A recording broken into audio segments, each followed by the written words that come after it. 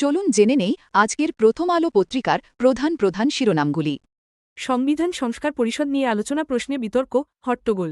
সংবিধান সংস্কার পরিষদের অধিবেশন ডাকার বিষয়ে আলোচনার জন্য বিরোধী দলের মুলতবি প্রস্তাবের ওপর আগামীকাল আলোচনা হবে। গতকাল বিরোধীদলীয় নেতার এই প্রস্তাব নিয়ে সংসদে সরকারি দল ও বিরোধী দলের সদস্যদের মধ্যে কয়েক দফায় বিতর্ক, হইচই ও হট্টগোল হয়। অধিবেশনের সভাপতি জানান, বিরোধীদলীয় নেতার মুলতবি প্রস্তাবটি নিয়ে আগামীকাল মঙ্গলবার 2 ঘণ্টা আলোচনা হবে।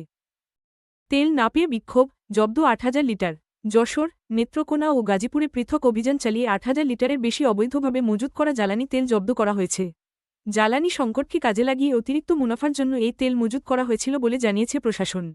এদিকে, তেল না পেয়ে শরীয়তপুরে একটি পেট্রোল পাম্প ঘেরাও করে বিক্ষোভ করেছে স্থানীয়রা। নেত্রকোনা সদরের হাটখোলা বাজারে লাইসেন্সবিহীন একটি দোকান থেকে এই তেল জব্দ করা হয়। ভূমধ্যসাগরে অনাহারে 20 বাংলাদেশির মৃত্যুর শঙ্কা।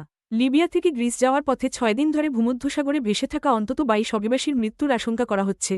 মারা যাওয়া কিংবা নিখোঁজ ওই 22 অভিবাসীর মধ্যে 20 জন বাংলাদেশি বলে ধারণা করা হচ্ছে। গ্রিসের কোস্টগার্ড ও ইউরোপের সীমান্তরক্ষী বাহিনীর কর্মকর্তারা 48 জনের হতাহতের খবর প্রচার করেছে। পররাষ্ট্র প্রতিমন্ত্রী জানিয়েছেন, এখন প্রধান অগ্রাধিকার হচ্ছে যে বাংলাদেশিদের জীবন বেঁচে গেছে, তারা ক্যাম্পে কী অবস্থায় আছে, তাদের নাগরিকত্ব নিশ্চিত করতে হবে। 21শে মার্চ লিবিয়ার পূর্বাঞ্চলের বন্দর শহর তব্রুক থেকে মানব পাচারকারীরা রাবারের নৌকায় 48 জন যাত্রী নিয়ে গ্রিসের ক্রিট দ্বীপের উদ্দেশ্যে যাত্রা করেছিলেন।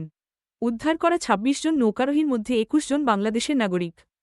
হামসহ 10 রোগের টিকার সংকট। দেশে টিকার সংকট চলছে, কেন্দ্রীয় গুদামে 10টি রোগের টিকার মজুদ শূন্যে নেমে এসেছে। চলতি মাসে হামে 41 জন শিশুর মৃত্যুর খবর পাওয়া গেছে।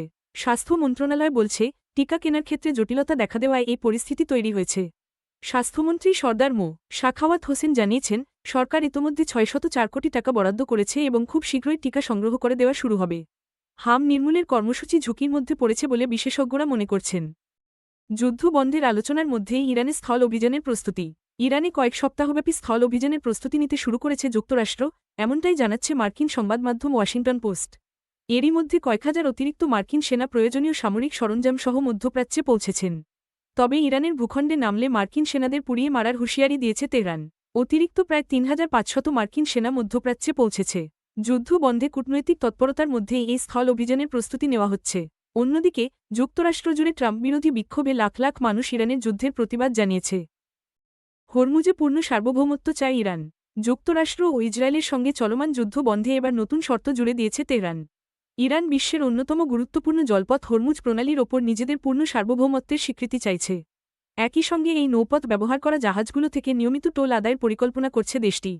টোল থেকে বছরে কয়েকশো কোটি ডলার আয় হতে পারে বলে ধারণা করা হচ্ছে। বিশ্বের মোট জ্বালানি তেল ও তরলীকৃত প্রাকৃতিক গ্যাসের প্রায় 1/5 এই সরু জলপথ দিয়ে পরিবহন করা হয়। দীর্ঘদিন ধরেই ইরান এ পথকে তাদের সবচেয়ে শক্তিশালী ভূরাজনৈতিক অস্ত্র হিসেবে ব্যবহার করে আসছে।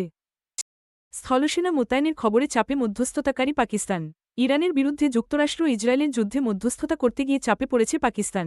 একদিকে ইরানে বেসামরিক লক্ষ্যবস্তুতে বোমা হামলা জোরদার করেছে ইসরায়েল, অন্যদিকে পারস্য উপসাগরীয় অঞ্চলে স্থল সেনা পাঠাচ্ছে যুক্তরাষ্ট্র। ইরান ও যুক্তরাষ্ট্রের মধ্যে শান্তি আলোচনার আয়োজক হওয়া পাকিস্তানের আশায় কালো ছায়া পড়ছে। ইরান ও যুক্তরাষ্ট্রের সঙ্গে সুসম্পর্ক থাকা একটি দেশ হিসেবে পাকিস্তান আলোচনার পথ তৈরিতে কূটনৈতিক প্রচেষ্টা চালাচ্ছে। পাকিস্তানের সুবিধা হচ্ছে, মধ্যপ্রাচ্যে তাদের কোনো বিশেষ ভূমিকা নেই। এছাড়া পাকিস্তানে কোনো মার্কিন সামরিক ঘাঁটিও নেই। পাকিস্তানের কর্মকর্তারা মনে করেন, যে কোনো আলোচনার ক্ষেত্রে সবচেয়ে বড় ঝুঁকি হল ইসরায়েলের ভূমিকা। শান্তি আলোচনায় প্রতিবন্ধক হিসেবে তাদের ভূমিকা রয়েছে। গত শুক্রবার ইসরায়েল ইরানের 2টি বৃহত্তম ইস্পাত কারখানা এবং বেসামরিক পারমাণবিক স্থাপনায় বোমা হামলা চালিয়েছে। গত শনিবার মার্কিন সংবাদমাধ্যম ওয়াল স্ট্রিট জার্নাল এক প্রতিবেদনে জানিয়েছে, মধ্যপ্রাচ্যের পথে থাকা 7,000 পদাতিক সেনার পাশাপাশি পেন্টাগন আরও 10,000 সেনা পাঠানোর কথা বিবেচনা করছে। সৌদি যুবরাজকে কটাক্ষ ট্রাম্পের। যুক্তরাষ্ট্রের ফ্লোরিডায় সৌদি সমর্থিত একটি বিনিয়োগ ফোরামে বক্তব্য দেওয়ার সময় মার্কিন প্রেসিডেন্ট ডোনাল্ড ট্রাম্প যুবরাজ মোহাম্মদ বিন সালমানকে কটাক্ষ করেছেন।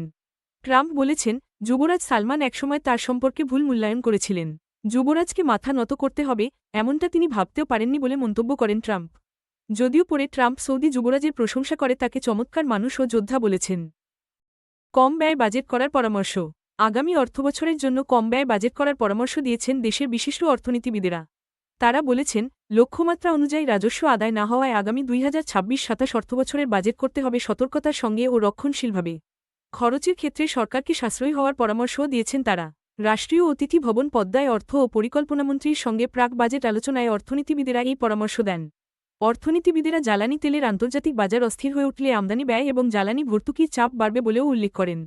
বৈঠকে অর্থনীতিবিদেরা নীতি সুদ হার এখনই কমানো যাবে না বলেও মত প্রকাশ করেন।